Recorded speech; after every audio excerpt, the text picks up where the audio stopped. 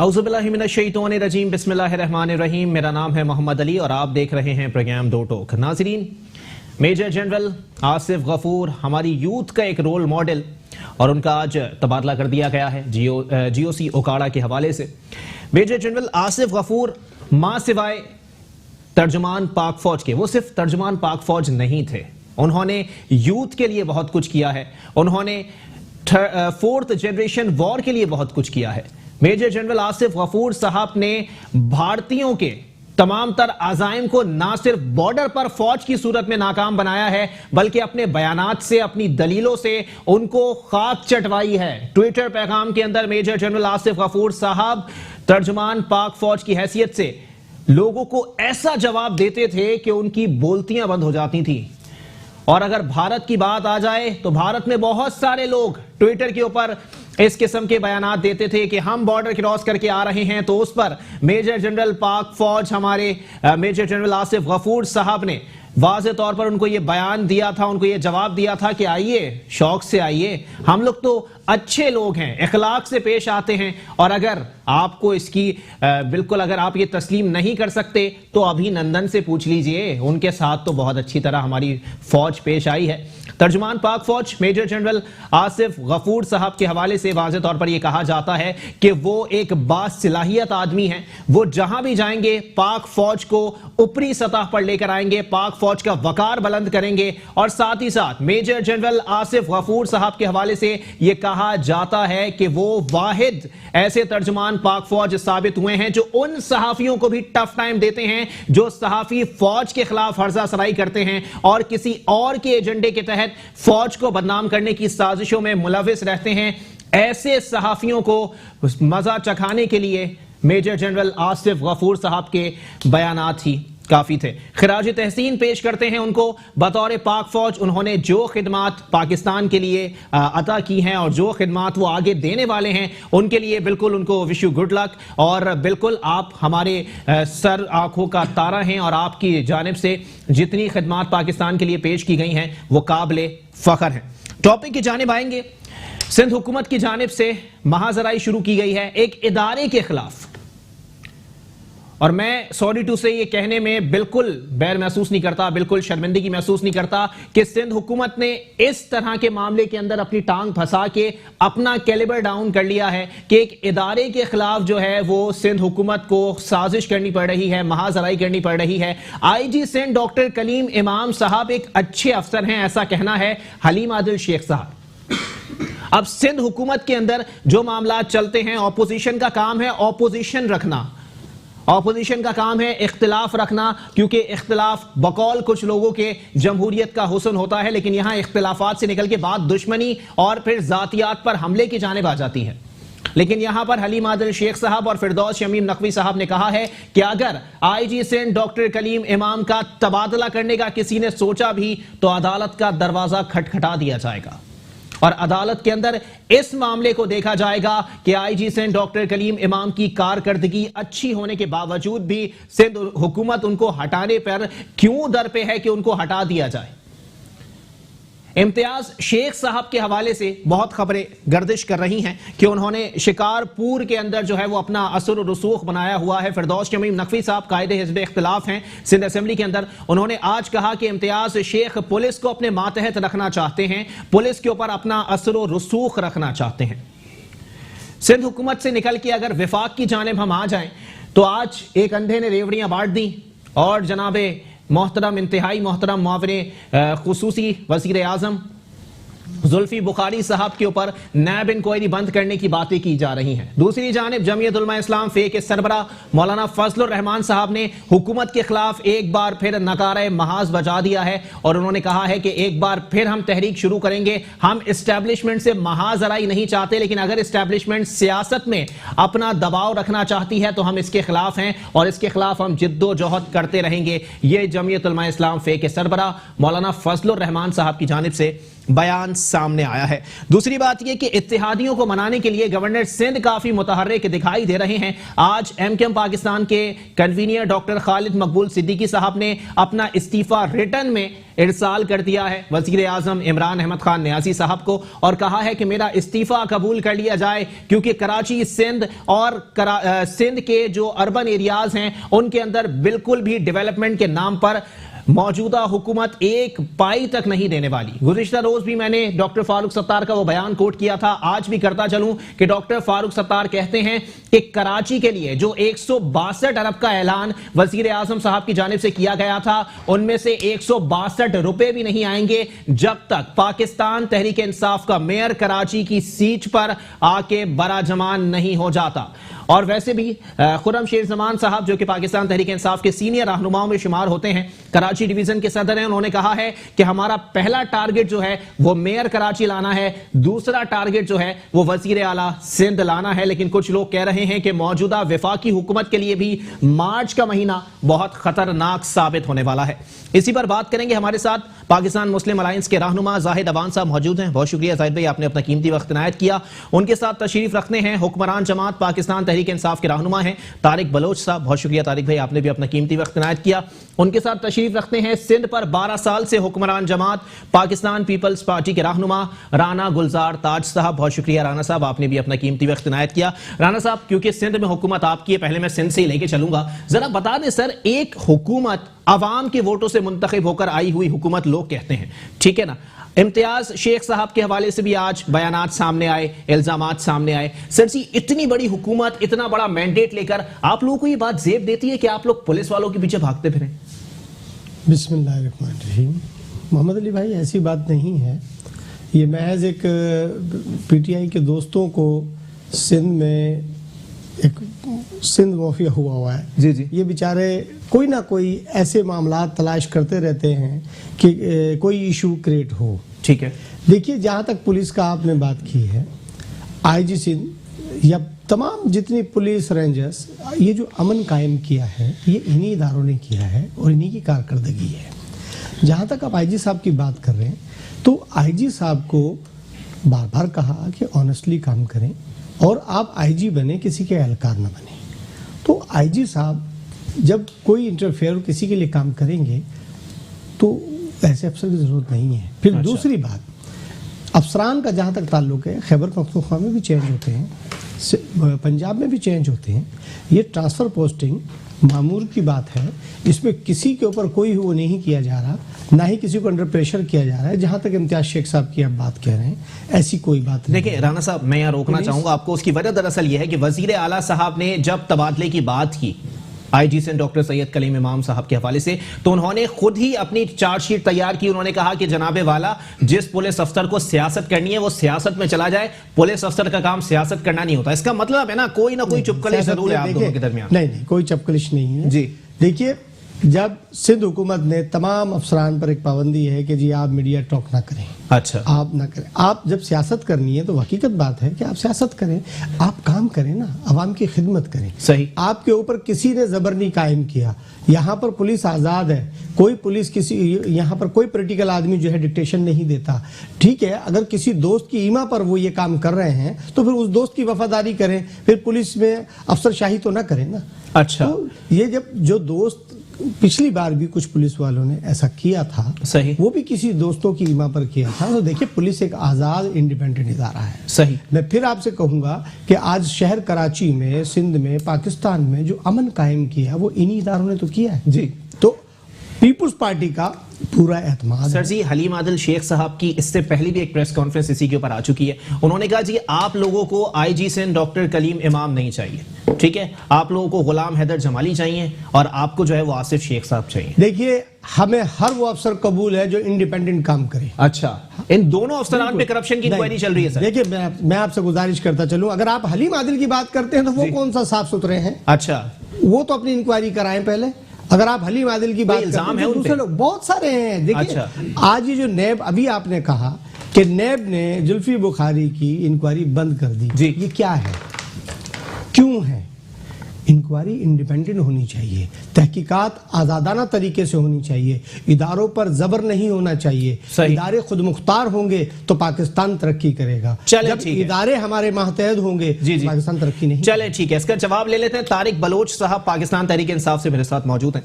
तारिक भाई, पहले तो ये बता दें सर, सिंध हुकूमत जितने इकदामात करती है उस पे आपकी ऑपोजिशन, जो कि कायदे हिज़्ब इख्तिलाफ आपके हैं, वो उनके साथ बिल्कुल भी खड़ा होना पसंद नहीं करती। अगर सिंध हुकूमत जो है वो किसी सफेद बकरी को बोल दे कि ये सफेद है तो आप लोग बिल्कुल इंहिराफ कर जाएंगे कि नहीं, ये सफेद नहीं है, ये काली नहीं है बस।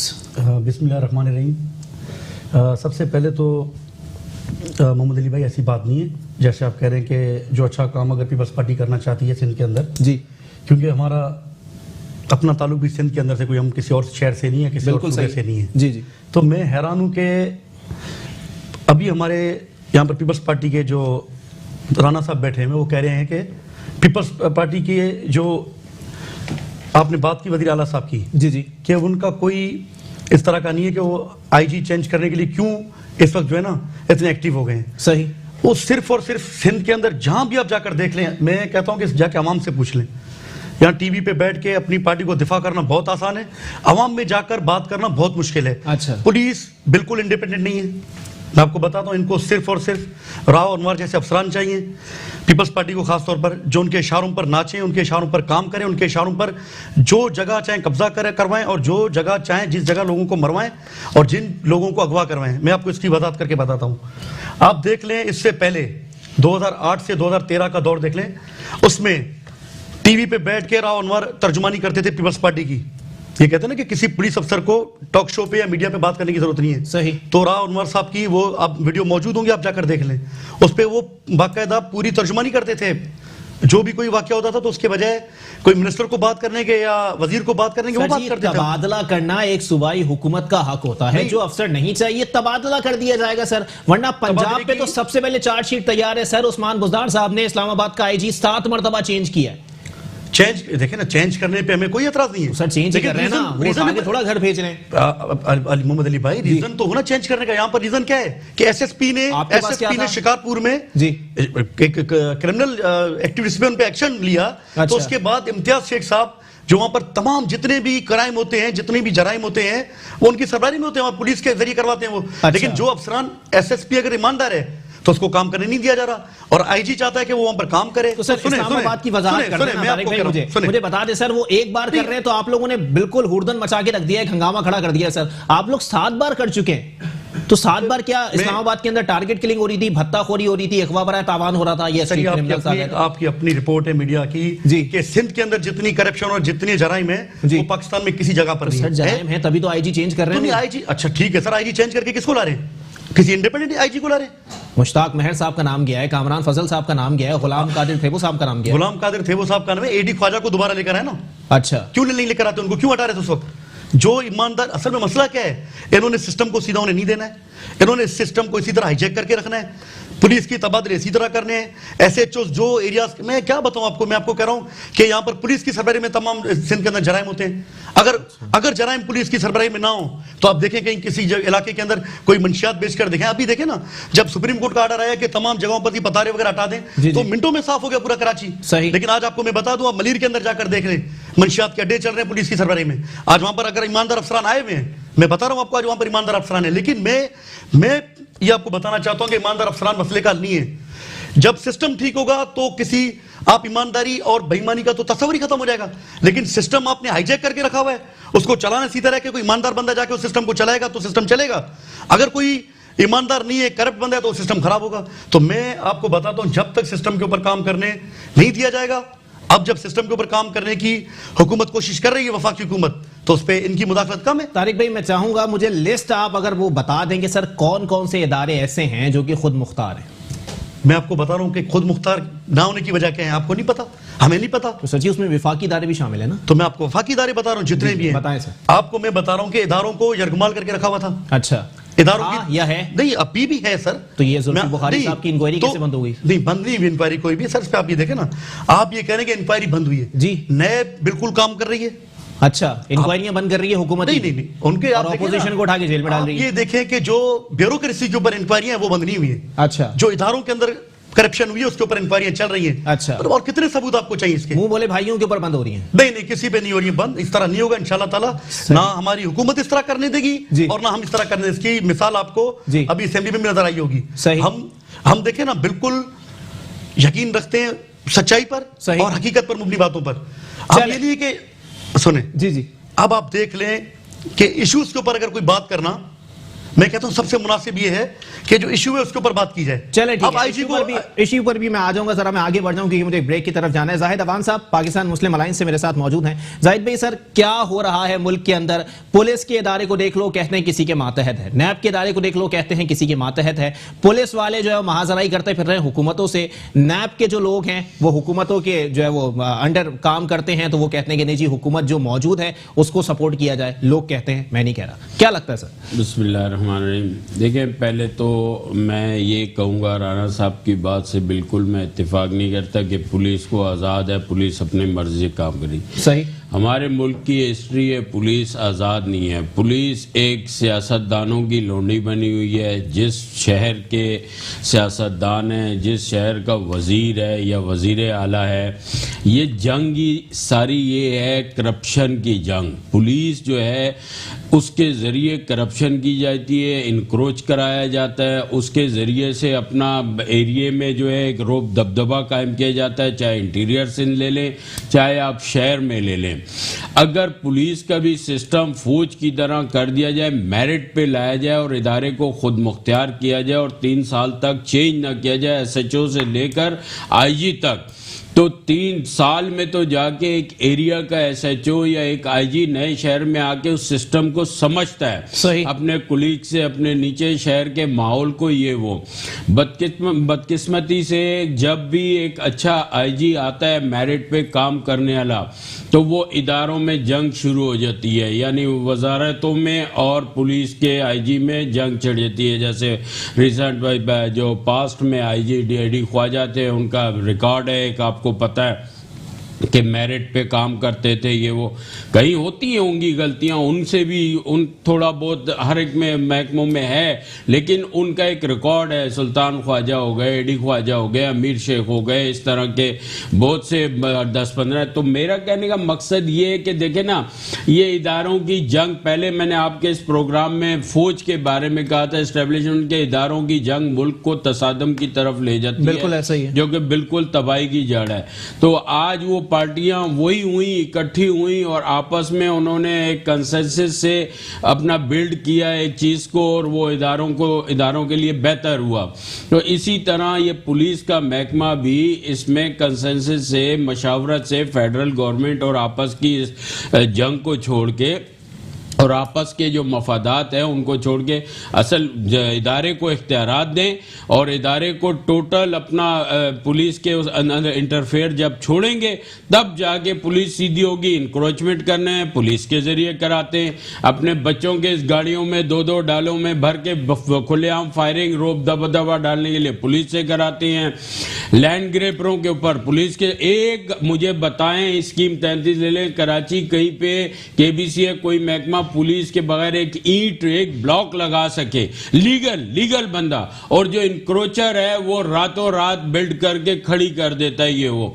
तो ये सारा करप्शन ये पुलिस के जरिए ही कराया जाता है। अब ये आ गई अपना IG साहब की बात, इसलिए क्योंकि देखें काली वर्दी वालों को देख के जो है वो बंदे को अपने आप को महफूज तस्वुर करना चाहिए, लेकिन यहाँ काली वर्दी वालों को आवाम को डर होता है, बोलते हैं कि काली वर्दी वाली जेब खड़ी हो तो उसके आगे रुकने से लोग डरते हैं। सही, मुहाफिज नहीं बल्कि उनके ऊपर शक शुबात होते हैं, और सैकड़ों तादाद में ऐसे केसेस हो चुके हैं जिसमें पुलिस मुलव्वस है सबूत के साथ। उसकी वजूहात ये हैं कि जब पुलिस, मैं अपने इलाके का एक वजारत है मेरे पास, मैंने यहाँ MP हूँ और मैं इंसिस्ट करता हूँ कि ये SP और SHO मेरी मर्जी का लगाया जाए। जब मैं अपनी मर्जी का SHO या SP लगाऊंगा, वो मेरे किसी गलत काम को कैसे इंटरफेयर करेगा? वो सपोर्ट करेगा, वो मजामत नहीं कर सकता। ये एक चली हुई हिस्ट्री आ रही है जिस पर ये जंग है, जो फसाद की जड़ है वो ये है। चलें ठीक है, एक ब्रेक के लिए मुझे कहा जा रहा है, ब्रेक के बाद प्रोग्राम को यहीं से कंटिन्यू किया जाएगा। कुछ विफाकी सतह पर होने वाले मसाइल और इत्तेहादियों की नाराजगी पर भी बात होगी। एक ब्रेक के बाद प्रोग्राम को यहीं से कंटिन्यू करेंगे। वेलकम बैक नाज़रीन, प्रोग्राम के सिलसिले को आगे बढ़ाएंगे। पाकिस्तान तहरीक इंसाफ के वुज़रा का गैर संजीदा रवैया, जिस पर रज़ा रब्बानी साहब ने भी आज कह दिया कि फैसल वावडा साहब का जो रवैया था वो इंतहाई नामुनासिब था। फैसल वावडा साहब का मुझे आज तक समझ नहीं आया कि वो अभी तक काबीना में मौजूद क्यों हैं। कुछ लोग कहते हैं उनकी जेब बहुत भारी है इसलिए वो मौजूद हैं। कभी वो जूता लेके आ जाते हैं, कभी वो पॉलिश लेके आ जाते हैं, कभी वो बंटीज लेके आ जाते हैं। समझ नहीं आता ये बंदा वजीर कैसे बन गया। लेकिन खैर इस पर बात करेंगे। राना गुलजार ताज साहब, ऑपोजिशन में आप लोग बहुत मजबूत हैं सर, ठीक है। उसके बाद भी आप लोगों को नौबत पेश आ रही है कि आप लोग नफीसों को जाके ऑफर कर रहे हैं, काफ लीग वालों से मुलाकातें कर रहे हैं। सर जेब दे रहा है आप लोगों को ये बात? देखिए ऐसी बात नहीं है, मुलाकातें सियासी होती रहती हैं। ऐसी बात नहीं है कि हमने कोई उनको ऑफ़र की या उन्होंने हमसे कोई ऑफ़र की है। सियासी मुलाकातें चलती रहती हैं। सवाल पैदा ये होता है कि हुक्मरान लोग जो हैं, हम उन पे, मैं ज़ाती तौर पे बात कर रहा हूँ कि अल्लाह ने उन्हें मनसब दिया है और अल्लाह ने उनको एक हुकूमत से नवाजा है, वो आवाम की खिदमत करें।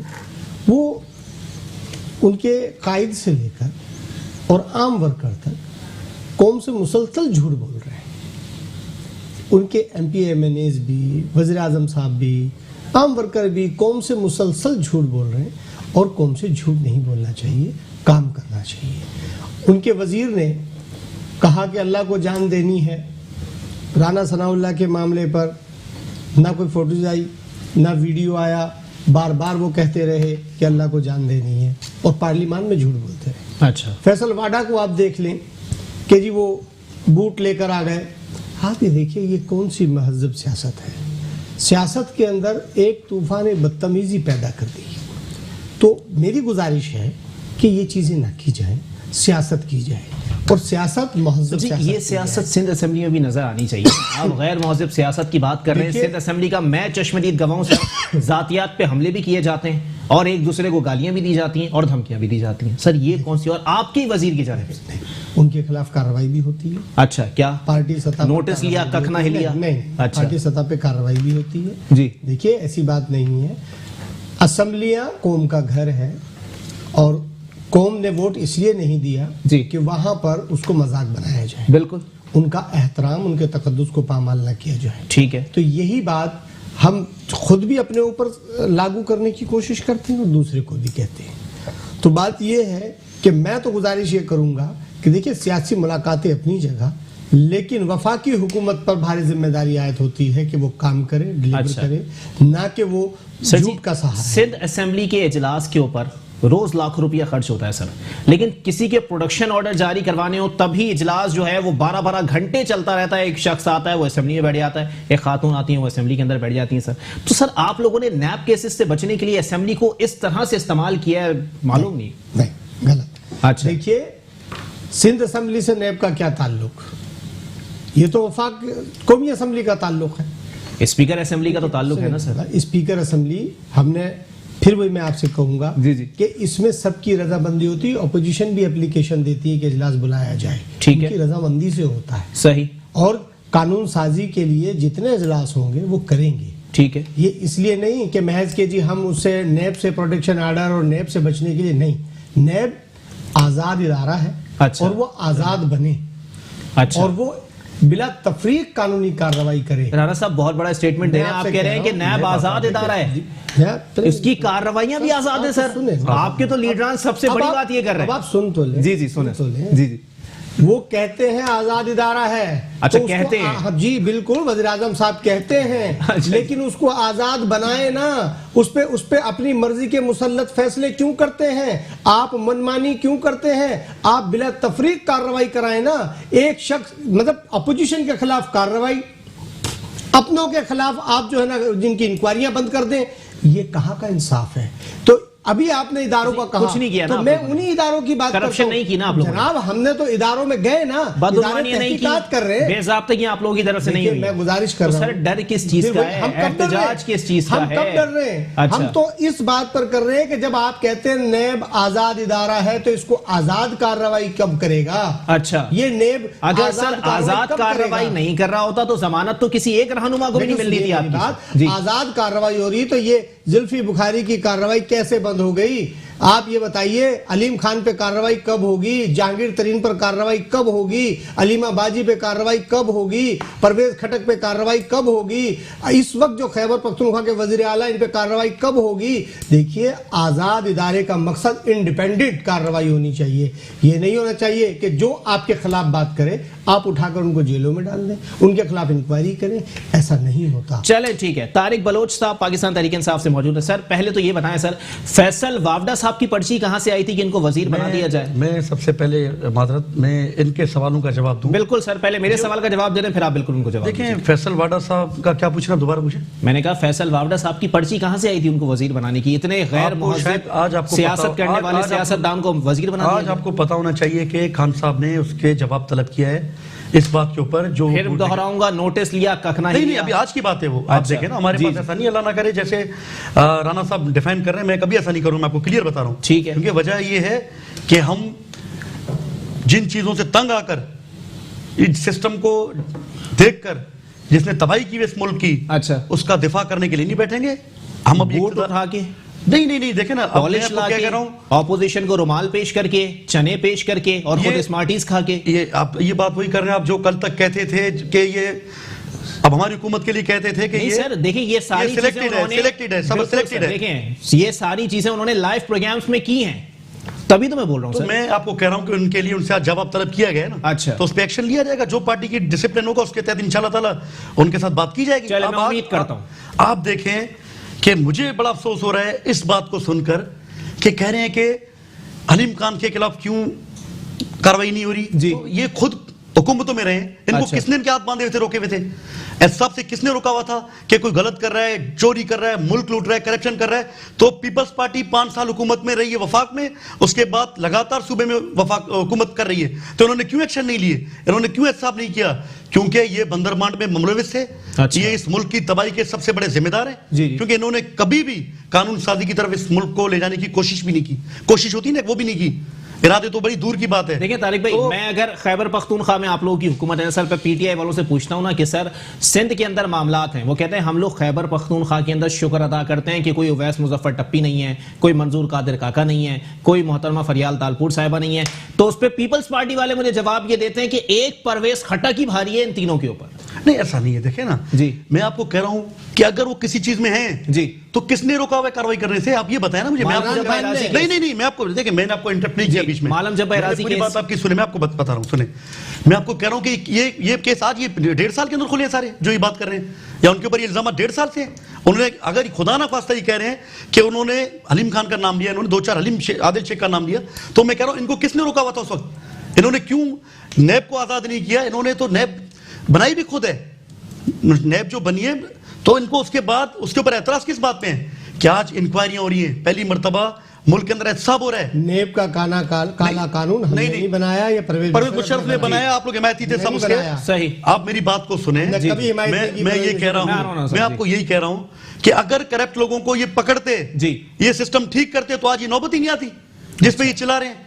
आज मुझे आप बताएं कि इनके पार्टी के चेयरमैन जेलों में हैं या जमानतों पे रहे हैं, तो अगर वो गलत नहीं है तो ये निकले ना रोडों पे, एहतजाज करें उनके लिए। ये जाए अदालत का दरवाजा कटवाएंगे, ये जुल्म हो रहा है, गलत हो रहा है, क्योंकि इनको पता है कि वो करप्ट हैं, उन्होंने करप्शन की है, लेकिन बैठ कर यहां पर दिफा करना ये मुनासिब बात नहीं है। तारिक भाई, मैं वो दोबारा अपने सवाल पे आ जाऊंगा, बिल्कुल ये अलग निकल जाएगी गुफ्तगू, लेकिन सवाल मैं बिल्कुल पूछूंगा सर।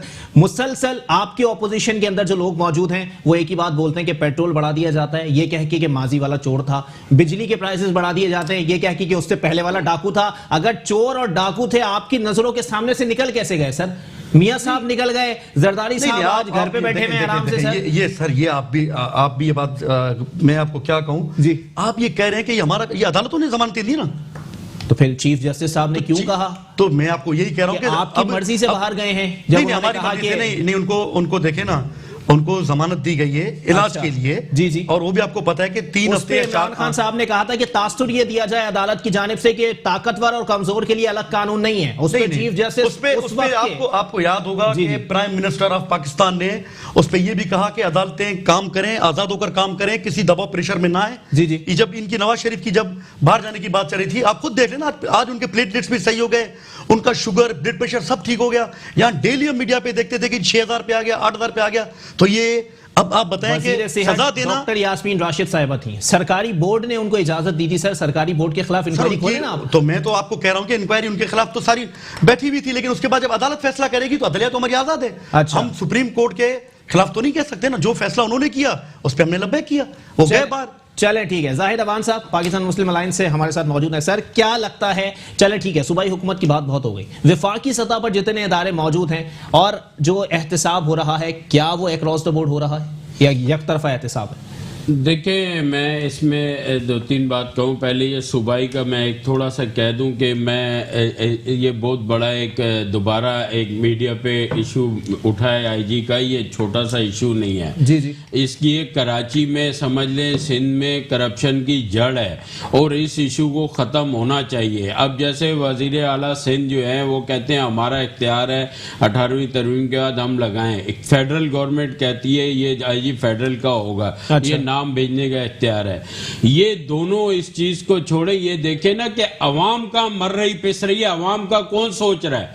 फेडरल गवर्नमेंट क्या कर रही है और ये क्या कर रही है? इसको अवाम को जो रोज मर जाते हैं बच्चे, इंसिडेंट रोज आए दिन होते हैं, पुलिस के हाथों मर जाते हैं और पुलिस की करप्शन के जरिए से मर जाते हैं, पुलिस की नाअहली की वजह से मर जाते हैं। तो अवाम को क्या करिए इनके आपस की जंगों में? क्या 2 साल यही हो? मजीद रिवेंज की सियासत 5 साल होती रही, इल्जाम तराशी होती रही। कानून उसने बनाया या इसने बनाया, उनके दौर में क्यों नहीं आपने पकड़े? वो उन पे इल्जाम लगाते हैं। ये वाकई वही है कि टाइम पास करना है, अवाम को लॉलीपॉप देने वाली बात है। अवाम को रात को खाना चाहिए, अवाम को रात को जो दिहाड़ी वाला बंदा है उसको रोटी चाहिए बच्चों के लिए, उसके बारे में बातें करें। कभी पुलिस को ले आते हैं इदारे की जंग, कभी फौज के साथ जंग शुरू हो जाती है, कभी उस पर क्रिटिसिज्म शुरू हो जाता है। किस तरफ मुल्क जा रहा है? पिछले 5 साल रिवेंज की सियासत में गुजर गए कि मेरे जी वोट इतने थे, वो पीटीआई और उनकी उसमें आपस में रिवेंज में वो 5 साल। तो मेरा कहने का मकसद ये, इस मुल्क में ये अवाम को कब तक पागल बनाते रहेंगे? अवाम को जो रात को बेचारे को मजदूर है वो खाना नहीं मिलता, अपने बच्चों की रोजी कमाने लगता है, उसका क्या बनेगा? पुलिस जो खड़े होके लूटती है उसका क्या बनेगा? बाकी रह गई आपकी बात, सवाल की तरफ आता हूं। देखें, बात सुने, पीटीआई की गवर्नमेंट, मुझे बड़े अफसोस से कहना पड़ता है कि ब्लैकमेल हो रही है, बुरे तरीके से ब्लैकमेल हो रही है, मुसलसल हो रही है, बैसाखियों पे खड़ी हुई है। अच्छा। पंजाब गवर्नमेंट में आज बुजदार देख ले, हर 2 महीने बाद चाहे जहांगीर तरीन या कोई कमेटी बनती है, मनाने के लिए जाते हैं, भाई खुदा के लिए मान जाओ पर गवर्नमेंट हमारी गिर ना जाए। तो इमरान खान को एक और बार कश्तियां जलानी पड़ेंगी और दोबारा ये आप देख लें, आज की मेरी बात नोट कर लें, ये बल्दियात के आप इलेक्शन होने दें, बल्दियात के बाद फौरी आप जनरल इलेक्शन देखेंगे। उसकी वजह ये है कि ये ब्लैकमेलर पास्ट में सिंध गवर्नमेंट के साथ मिलके ब्लैकमेल करते रहे एमकेएम वाले। अब देख लें, खालिद मकबूल सिद्दीकी ने अपना इस्तीफा दिया। आप लोग सिंध गवर्नमेंट में भी यही खेल खेलते थे, बैठते थे वजारतें लेने के लिए पीपल्स पार्टी से 10-15 दिन महीने के लिए बाहर आ जाते थे। पाकिस्तान से जाके ये सवाल करूंगा ना सर कि आप लोग ब्लैकमेल कर रहे हैं, वो कह रहे हैं कि हम लोग किसी के पास नहीं जाते, हर कोई हैदराबाद आता है। आपके चैनल की तासीस से सबको कह रहा हूँ, अवाम का कोई नहीं सोच रहा। वो वजारतों के चक्कर में फेडरल गवर्नमेंट भी, एमकेएम भी और काफ लीग वहां पे ब्लैकमेल कर रही है, वहां पे नहीं होने दे रही। आए दिन वहां बीएनपी वाले लगे हुए हैं। तो जब तक गवर्नमेंट के पैर मजबूत नहीं होंगे वो गवर्नमेंट डिसीजन कैसे लेगी? और बाकी रह गई राणा साहब की बात कि जी नैब को सीधा किया जाए, ऐसे किया जाए, ऐसा किया। तो आप लोग आए थे, आप लोगों ने सीधा क्यों नहीं किया? टीवी पे आके सिर्फ एक ड्रामा रचाया होता था 5-10 साल पहले पीपल्स पार्टी ने और फिर उसके बाद नून लीग ने माजरत के साथ ये ड्रामे बनाए होते थे, अवाम को लप्पू लगाते रहे हैं, लॉलीपॉप देते रहे हैं और मुल्क पे कर्जे चढ़ाते रहे हैं। तो करते ना उस टाइम, बनाते कोई स्ट्रॉन्ग निजाम। मुशर्रफ तो चला गया था, उसके बाद तो आपकी गवर्नमेंट आई थी, तो ऐसा कोई स्ट्रॉन्ग कानून बनाते। राना गुलजार ताज साहब, अब ये इल्जामात की सियासत बंद करे और अवाम के लिए कुछ सोचा जाए। चले ठीक है, राना गुलजार ताज साहब, नैब बहुत बुरी है सर, बहुत जो है वो अक्रॉस द बोर्ड इंसाफ नहीं करती, बहुत बुरा इदारा है। लेकिन सर आप लोगों ने आके अच्छा क्यों नहीं किया? आप लोगों को भी तो चांस मिला था। देखिए जी, हमने कभी भी किसी के खिलाफ कार्रवाई नहीं की। तो मिले हुए थे, कैसे कार्रवाई करेंगे? गलत कह रहे हैं। अच्छा, हमने कभी भी किसी के खिलाफ इंतकामी कार्रवाई नहीं की। सही। बिल्कुल ऑनेस्टली जो भी कार्रवाई है वो कानून के मुताबिक होनी चाहिए। बंदर बांध लगी हुई थी हम आज भी ये जुमला कहते हैं, आज भी यही जुमला कहते हैं कि नैब बिल्कुल कार्रवाई करे लेकिन इंसाफ पर मबनी करे। अच्छा, बिल्कुल हर किसी के खिलाफ तहकीकात करे और जो इंसाफ देने वाले उनके खिलाफ भी कार्रवाई हो, कि जो लोग तहकीकात कर रहे हैं उनके खिलाफ भी तहकीकात हो कि कहीं ऐसा नहीं गलत हो रही। हमने ये कब कहा है? हम तो ये कह रहे हैं कि जब तक प्रॉपर तरीके से एहतसाब नहीं होगा ये मुल्क तरक्की कैसे करेगा? देखिए, इम्तियाज शेख साहब के ऊपर दोबारा इल्जामात पे मैं आ जाऊंगा सर। उन्होंने ये बात की कि जनाबे वाला अगर मैं बुरा था, अगर मैं जराइम पेशा अफराद की सरपरस्ती करता था तो आवाम ने मुझे वोट क्यों दिया? जनाबे वाला आप, मैं और यहां मौजूद तमाम अफराद ये बात जानते हैं कि जब तक भुट्टो जिंदा है सर, जो हल्के पीपल्स पार्टी के हैं, पढ़ना ही वोट पीपल्स पार्टी को सर वहां पे। देखिए अवाम, मैं फिर वही कहूंगा कि अवाम की खिदमत करते हो तो अवाम वोट देती है। अच्छा, लाड़काना में, देखिए पूरे पाकिस्तान में, थर में, मैं आपसे गुजारिश कर रहा हूँ पूरे पाकिस्तान में कोई मखसूस नहीं, पाकिस्तान पीपुल्स पार्टी नेशनल जमात है। अच्छा। किसी ठीक, इलाके सर, की जमात ठीक, नहीं, और आज भी है। ठीक है। आज ठीक है। आपकी भूल है सर, आज भी है। आज आपकी भूल है। मैं कह रहा हूं आप कुछ भी कहते रहे, 772 बच्चा मर गया थर में भूख से। बिल्कुल। क्या आज कारकर्दगी है मैं सर? आपसे गुजारिश 1,500 बच्चा मर गया, 1,500 बंदों ने खुदकुशियां कर ली सर सिंध के अंदर। गुजारिश कर रहा हूं, क्या मोहम्मद अली कारकर्दगी है सर, सेवन शरीफ में धमाका हुआ, लाशें पड़ी हुई थी, जी, एम्बुलेंस मैं आ रहा हूं, अस्पताल करीब ही था। मैं आ रहा हूं तारिक मोहम्मद जी। अली भाई, आप 700 बच्चे और 1500 लोग, ये एक आपने रट्टा रट लिया और बस ये ना ये 700 से 100 आगे बढ़ते हैं ना ये कम होते हैं। अच्छा, देखिए बिल्कुल हमने ये कब कहा फैक्ट्स एंड है? फिगर्स पे बात कर रहा हूं ना हमने सर, कब जो कहा? रिपोर्ट आई है उसके देखिए, मुताबिक कर रहा हूं। मैं इसे जी। हमने कब कहा आज भी मर रहे हैं सर कि भूख से। हालात बिल्कुल दुरुस्त है? ठीक हमने है। कब कहा? लेकिन 12 साल की गलतियां- हुक्मरानी में देखिए कहना तो जनाब, बनता था मैं सर। फिर वही कहता जी। हूँ, गलतियां उन्हीं लोगों से होती हैं जो काम करते हैं। उन लोगों से गलतियां नहीं दो होती बार जो लगातार काम नहीं इक़्तिदार। करते। मेरे भाई, हमने काम बहुत किए हैं। अच्छा। अल्हम्दुलिल्लाह 8 दिल के हॉस्पिटल बनाए अच्छा। सिंध के अंदर। आप मुझे बताएं खैबर पख्तूनख्वा में कितने तभी जाकर देखें कार्डियो में आप मुझे लोगों को बताइए अंदरूनी यहाँ खून के पर लोग पड़े पंजाब हैं। में कितने बने? अच्छा, कराची के अंदर 2 बड़े अस्पताल, बड़ा नाज है सर आप लोगों को उनके ऊपर। सिविल और जीना हॉस्पिटल के ठीक है सर, उन दोनों अस्पतालों को अगर आप देख लें सर, कराची की आबादी 2.5 करोड़ से भी ज्यादा है। 2.5 करोड़ लोगों के लिए आप लोगों ने 2 अस्पताल दिए हैं सर। तो नहीं, और भी बहुत है। अच्छा, और आप मजीद जाकर देख तैयार रहे है। हैं। बताएं। बिल्कुल देखते हैं मेरे भाई जी। तारिक भाई, बिल्कुल देखते हैं। आपने राना तो बड़े साहब, मैं- शौक से वफाकी हुकूमत ने जिना हॉस्पिटल को वापस लिया जी। और फिर कहने लगे जी, हाथ जोड़ के कहने लगे हम नहीं चला सकते, आप वापस लें। अच्छा। फिर उसके बाद नहीं सर, उन्होंने आप लोगों ने गवर्नमेंट को चिल्लाना वापस शुरू दिया। किया। इसका मतलब ये हुआ कि आप काम नहीं कर सकते, आप घबरा रहे हैं, आप आवाम की खिदमत नहीं कर सकते। मैं फिर भी गुजारिश कर रहा हूं कि पाकिस्तान पीपुल्स पार्टी आवाम की खिदमत करना जानती है, इतनी सलाहियतें मौजूद हैं। ठीक है, हमसे गलतियां हुई होंगी, हम फिर कहते हैं कि गलतियां बिल्कुल हुई होंगी, लेकिन गलतियां वही लोग करते सर हैं जी, जो काम आप करते और हैं। मैं दोनों इस बात पे मुत्तफिक होंगे कि कमाओ पूत को ज्यादा अहमियत मिलती है घर के अंदर। सर, कराची आज लावारिस है, किसकी वजह से? आपका मैंडेट नहीं है वहां पे, इसलिए? नहीं, ऐसी बात नहीं है। कराची में बहुत काम हो रहा है, कहाँ? आप देख सकते हैं। कचरे का ढेर बना हुआ है नहीं, सर। नहीं, ऐसी बात नहीं है। कराची के अंदर पानी की जितना बूंद काम बूंद हो को रहा तरस रहा है। आप देखिए, जुल्फ़िकार लाल यूनिवर्सिटी कराची में बन रही है। अच्छा। मेडिकल कॉलेज कोरंगी में कराची में बन रहा है। कराची के अंदर आप देखें, तारिक रोड के ऊपर खालिद बिन वलीद रोड, 7 रोड इफ्तिदा किए। रोडों का और जाके 4 आप देख अभी लें, कोरंगी के कोरंगी अंदर इंडस्ट्रियल एरिया जाके देख लें। मजीद आप देखें, अच्छा।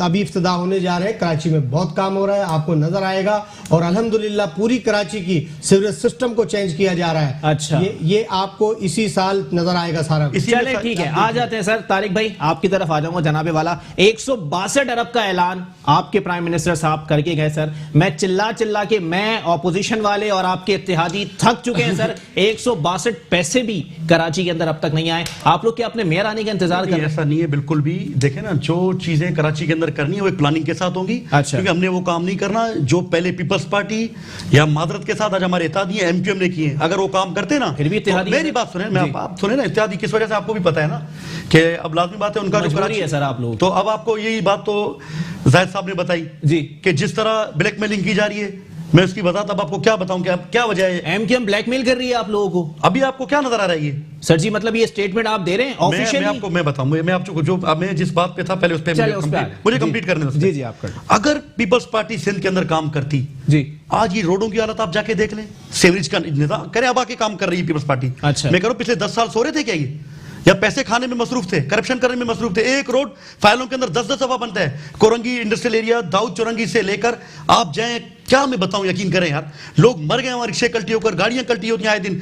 काला बोर्ड से मलिर 15 तक 1 किलोमीटर का रोड भी नहीं था, वो 6 साल तक लोग अजाब थे, वहां गाड़ियां कल्टी होती थी, इनको नजर ही नहीं था। आज भी आप जाकर देख लें, पूरे रोडों की तबाही है, कचरा ढेर लगा हुआ है। हमने मिसाली तौर पर इनको दिखाने के लिए काम किया कि कचरा साफ करें, लेकिन आज आप जाकर देख लें डीएमसी काल इनके, आप जाकर इनकी यूसी काल देख लें। अच्छा, आप इनके वजह की बल्दियात बैठे हुए ना, आपको मैं क्या बताऊं, गली कूचे जाके हालत देख ले, कचरे का बेड़ा गर्क कर दिया इन्होंने। अली जैदी साहब भी आए थे कचरा मैं आपको कह रहा हूं ना, वो देखिए हमारी जिम्मेदारी नहीं थी, वो मुहिम शुरू की थी, मुहिम शुरू की थी ना। मुहिम शुरू करना किसी की जिम्मेदारी नहीं होती। मुहिम का मकसद क्या होता है सर, आपको भी पता है। जी, मुहिम चलाने का मतलब भी आगाही पैसे लिए, कि इलेक्ट्रिक से पैसे लिए। नहीं तो ठीक है, ठीक है, ठीक है, ठीक है, हमने खुद, हम उसमें खुद थे। नहीं नहीं, आप अपनी जगह बिल्कुल आप बात करें, आपको मौका मिलेगा।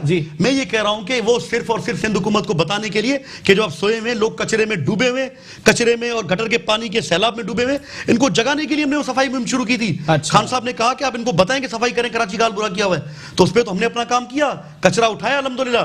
लेकिन उसके बाद आप जाकर देख लें, बोगस जो है ना गाड़ियां सड़ रही हैं, भर्तियां की हुई डीएमसी के अंदर, इदारों की तबाही की हुई है, कोई पूछने वाला नहीं है। तो सर जी केएमसी को मुंतकिल कर देना 162 अरब रुपए शायद कराची तो बन जाए। केएमसी को ऐसे कैसे जाके बंद करके दे दें ताकि फिर वही निजाम तबाह हो, फिर लोग चलें। हम अब इस तरह नहीं कर सकते मेरे भाई। अब कोई ऐसा प्राइम मिनिस्टर नहीं है इस मुल्क में कि खाओ और खाने दो, जेबें भरो और भरने दो। अब ऐसा नहीं होगा, अब हर काम होगा एक डायरेक्शन के साथ और हिसाब किताब के साथ। ऐसा नहीं है कि आप आए, ये रोड जी बनाए, 2 महीने बाद रोड की हालत बुरी हो, ठेकेदार को कोई पूछने वाला ना हो, हम इस तरह काम नहीं करेंगे। तो नफीस लोग बैठते हैं काबीना के अंदर, उनसे ही पूछेंगे ना सर। तो आप देखें ना कि अब जो भी काम होंगे इंशाल्लाह ताला वो बिल्कुल चेक एंड बैलेंस के साथ काम होंगे। चले ठीक, मैं आपको बता रहा हूं, अभी तो 15 महीने हुए सर। चले ठीक है, 70 साल का गन साफ करने में एक ईंट तो रख दी जाती, बिल्डिंग बनाना तो बहुत दूर की बात है। चले ठीक है, जाहिद अवान साहब कंक्लूड कर दीजिएगा, टाइम मेरे पास खत्म हो गया। बात ये है, देखें ना, मैं फिर एक बार उसी बात पे आता हूं कि जब तक जाती मफादात, सियासी मफादात को छोड़ के मुल्क और कौम के लिए नहीं सोचा जाएगा और उस अवाम जो वोटर है जो इनको इक्तिदारों में लाती है उसके जो उनके मकासद है या उनकी जो रिक्वायरमेंट है उसके बारे में नहीं सोचा जाएगा, तो ये इसी तरह जो है बेवकूफ़ बनाते रहें और अवाम बेवकूफ़ बनती रहेगी। मैं इस आज फिर कहना चाहता हूं कि अगर ये सिंसियरिटी से काम लें और पीपल्स पार्टी को भी साथ बिठाएं, एमकेएम को भी साथ बिठाएं और वो पैसे एक कमेटी बना के और उसका चेक एंड बैलेंस करके कराची के लिए दिए जाएं, तो फिर पता चलेगा कि काम कौन करे कौन नहीं। ये अब एमकेएम भी जाती वजारतें इसीलिए ब्लैकमेलिंग कर रही है कि उन्होंने पैसे की किस्त आएगी, चुप हो जाना, फिर इन हो जाना है, और ये इसलिए नहीं दे रहे हैं कि इनके वुज़रा जो हैं और एमपी एमएनएस बने हैं उनकी जगह पे वो शोर करते हैं, जब वोट लेने के लिए जाते हैं तो अगले रिक्वायरमेंट करते हैं कि हमने आप पीटीआई को वोट दिया, आपने हमारे लिए बिल्कुल नहीं सुना जा रहा। जाहिद अवान साहब पाकिस्तान मुस्लिम अलायंस से मेरे साथ मौजूद थे, बहुत बहुत शुक्रिया आपका सर। तारिक बलोच साहब पाकिस्तान तहरीक इंसाफ से मेरे साथ मौजूद थे, बहुत शुक्रिया। राना गुलजार ताज साहब पाकिस्तान पीपल्स पार्टी से मौजूद थे, राना साहब आपका भी बहुत बहुत शुक्रिया। मामलात वहीं आ जाएंगे कि अवाम पिस रहे हैं महाजराई के अंदर, सियासतदानों की आपसी चुपकलिश के अंदर अगर ये मामला चलते रहे तो 5 साल एक बार फिर ब्लेम गेम में गुजर जाएंगे। तू चोर, तू डाकू और तुम लैंड ग्रैबर, तुम स्मगलर। लेकिन मामलात वहीं आ जाएंगे कि जो गरीब अवाम है, 300 रुपए दिन के कमाने वाले मजदूर के घर चूल्हा ठंडा पड़ा है, कोई एक रोटी तक नसीब नहीं हो रही। और कॉल है कि अगर रोटी चोरी करते हुए कोई पकड़ा जाए तो हाकिम वक्त के हाथ काट देने चाहिए। यहां खुदकुशियां शुरू हो गई हैं। इसी के साथ अपने मेजबान मोहम्मद अली को दीजिए इजाजत। अल्लाह हाफ़िज़।